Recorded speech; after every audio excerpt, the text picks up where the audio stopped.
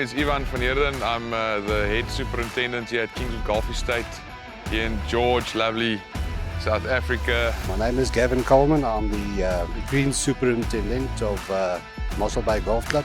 Good morning, Jaco Fourie, head golf course superintendent here at Pazula. We took delivery of the Wessex CRX-320 in May last year. The main focus for the machine was to save obviously on fuel costs, but to get a bigger area done in shorter amount of time.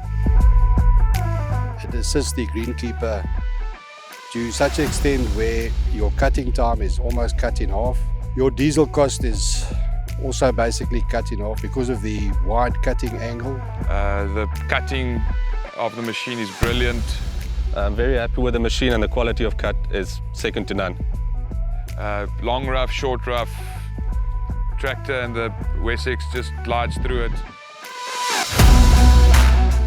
We have we've seen improved striping in the rough, and our operator that's operating the machine is much happier than he was with our previous equipment. The maintenance on the machine is so low cost. The machine covers a big area in a very short time, so it saves a lot. It's only one operator on the machine. It frees up maintenance and labour on the rest of the golf course.